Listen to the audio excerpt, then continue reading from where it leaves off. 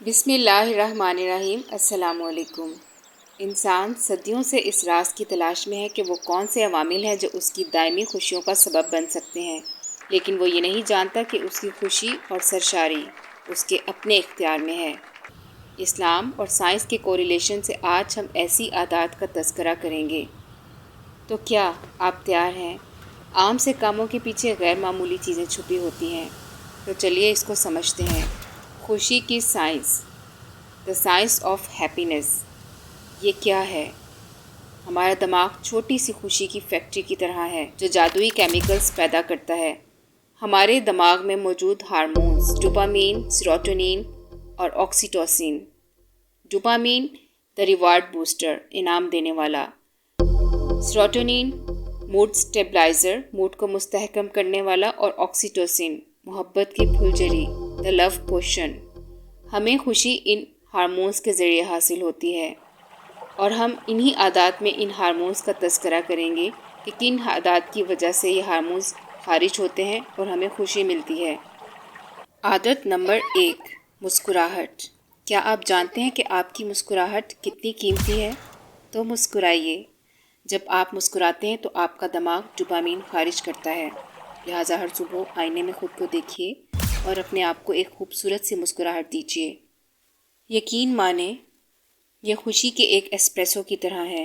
نبی پاک صلی اللہ علیہ وآلہ وسلم کی سنتوں میں سے ایک بہت ہی پیاری سنت ہے مسکرانا۔ حدیث پاک میں ہے کہ اپنے مسلمان بھائی کو دیکھ کر مسکرانا بھی صدقہ ہے۔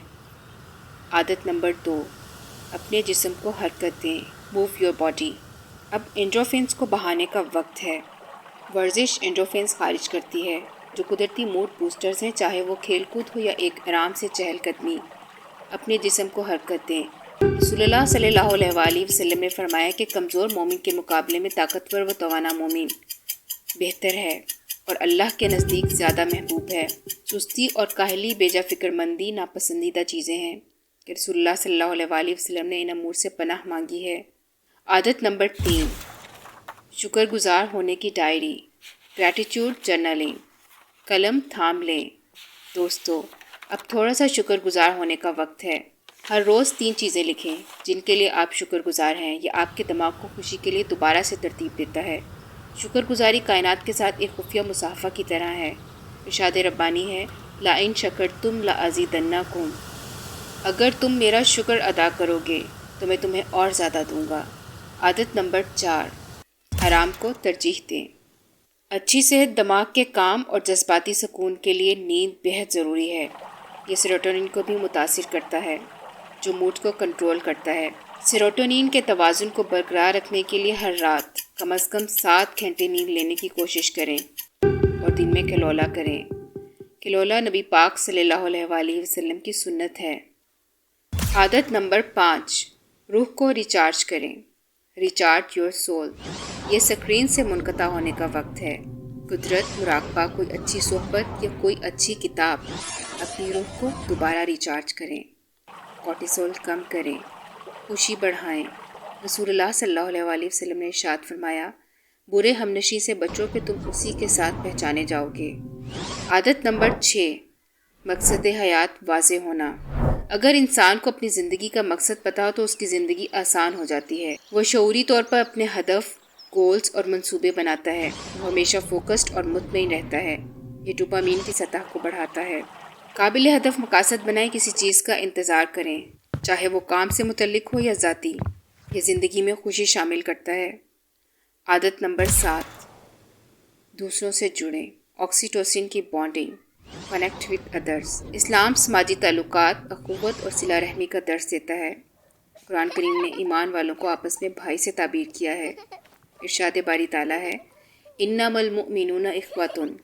مسلمان آپس میں ایک دوسرے کے بھائی ہیں۔ سماجی تعلقات خوشی میں اضافہ کا باعث بنتے ہیں۔ مثبت تعلقات کے دوران آکسیٹوسن بانڈنگ ہارمون خارج ہوتا ہے، لہٰذا دوستوں اور رشتہ داروں کے ساتھ اپنے تعلقات مضبوط کریں۔ عادت نمبر 8، سوچ سمجھ کر کھائیں، ایٹ مائنڈفلی۔ جی ہاں دوستو، اپنے جسم کو غذائی اجناس دینا آپ کی ذہنی صحت پر مثبت اثرات ڈالتا ہے۔ یہ مجموعی تندرستی کا باعث ہے۔ آپ کیا کھاتے ہیں اس پر توجہ دیں۔